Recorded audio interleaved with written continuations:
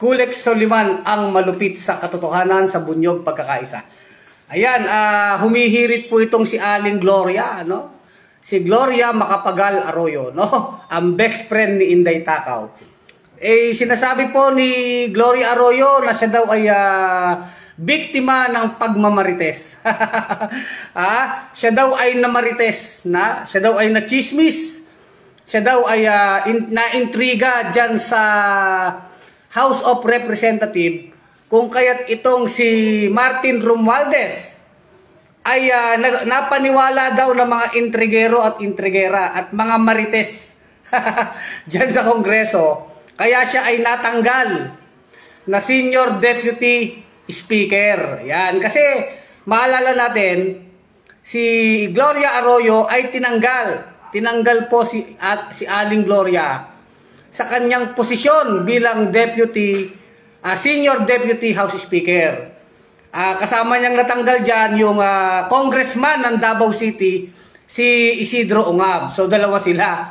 Ang sinasabi ni Aling Gloria, siya daw ay biktima ng mga intriga. Talaga lang At ito pa po ang sinabi ni Aling Gloria. Ever since daw, matindi rin ang Lola Gloria ninyo, no? Ever since daw, si Martin Romualdez daw, sinusuportahan niya. Hindi daw siya nagtatangka na agawin ang trono ni Martin Romualdez.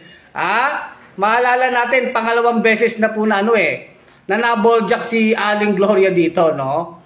Una, nung na-demote po siya na Senior Deputy House Speaker. Natanggal po yung senior, naging Deputy Speaker na lang. Alam natin kasi best friend siya ni Inday Takaw, na alam natin, si Inday Takaw ay talagang kumukulo ang dugo kay Martin Romualdez, na sinabihan niyang tambalos-los, di ba? Yan ang away talaga nila. So, may mga ugong-ugong na si Aling Gloria ay nagpatawag sa mga congressman sa ibang bansa. Sa Japan yata yan o Korea. At sinusulot, inaahas yung pagka-speaker kay Martin Romualdez. So, yun po yung kwento niyan. Nakarating kay Romualdez, sinipa si Gloria bilang Senior Deputy House Speaker. So, naalis yung senior, na lang siya, Deputy Speaker.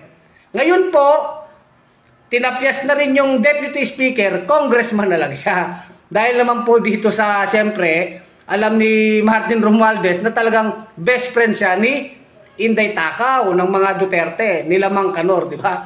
So yung relasyon niya kila Mang Kanor, kila Inday, alam yun ni Martin Romualdez, nakakarating kay Martin Romualdez ang mga sumbong, sinipa si Gloria ngayon bilang Deputy House Speaker. Ibig sabihin, si Aling Gloria ay isang karaniwang congressman, di ba? Kasi ang pinag-ugatan niyan, hindi daw pumirma si Gloria dun sa House Resolution na sumusuporta dito kay Romualdez at dun nga sa pagtatanggol daw di humano sa integridad, quote-unquote, ng House of Representatives. Dahil nga yung mga banat ni Mang Kanor, nung mga nakaraan, si Kanor Duterte, nung natanggalan ng confidential fund yung anak niyang si Inday Takaw, nagwawala po, di ba? Nagbanta ng pagpatay ng congressman. Papatayin si Franz Castro at sinabi niya ngayon, naghahanap ng audit si Kanor sa mga ginagastos daw ng congressman. At sinabi niya talaga ito daw Kongreso ay isa sa pinakabulok na institusyon ng gobyerno. Sa bagay, may tama naman si Kanor doon. Totoo naman niya, maraming buhaya dyan. Kaya lang si Kanor, isa ring buhaya, no? Kaya tumigil ka Kanor, no? Si Duterte. Ngayon, balik tayo kay Gloria. Yan nga, si Gloria, sabi niya, ever since sinusuportahan niya si Romualdez. Pero mukhang hindi naman napapaniwala si Romualdez dyan. Dahil may nakakarating talaga kay Romualdez na talagang tinitira siya ng grupo ni Inday at ni Gloria. Yan ang sigurado natin. Kaya tinanggal silang dalawa, yung congressman ng Davao City, si Isidro Ungab, at siya, si Aling Gloria. Ganun po ang kwento dyan. So, ano man ang mga salpukan nila dyan, sabi ni Gloria, siya ay biktima ng intriga. Biktima ng mga marites. Ilang kaya ang mga marites dyan, no? Pero naniniwala tayo, talagang matindi na ang away nila sa politika. At nakikita natin, yung mga ganyang aksyon, nilagay sa pwesto, tapos tinanggal sa pwesto, lahat ng mga aksyon na yan, hindi naman yan na sa kapakanan ng taong bayan. Iyan ay resulta ng away nila sa politika, away sa kwarta, away sa kapangyarihan. At yung kwartang pinag-aawayan nila, hindi naman kanila yan eh. Pare-pareho naman na hindi sa mga congressman yan. Yan ay pera ng taong bayan. No?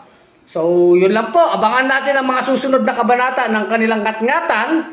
Eh, ganyan talaga, Aling Gloria, weather lang yan. Mahirap naman na nagde-deny ka. Kasi, hindi talaga siya pumirma doon sa House Resolution. Eh, sabi ni Aling Gloria, siya daw ay nasa abroad. Kalokohan naman yun, ano? Isang text lang naman Aling Gloria, di ba? Isang messenger lang sa Facebook. Wala ba kayong group chat nila Romualdez? Pwede mo naman sabihin, oh, sama ako dyan, pipirma ako dyan sa resolution na yan. Kaso hindi nga po pumirma si Gloria doon, no? Hindi sinama yung pangalan niya. So, tingin ko rin talagang nagdadahilan lang si Gloria. Mababaw yun na sasabihin na siya'y nasa abroad. Anyway, bahala kayo dyan sa mga boljakan ninyo. Again, sa Bunyog, wala tayong kinakampihan sa mga yan.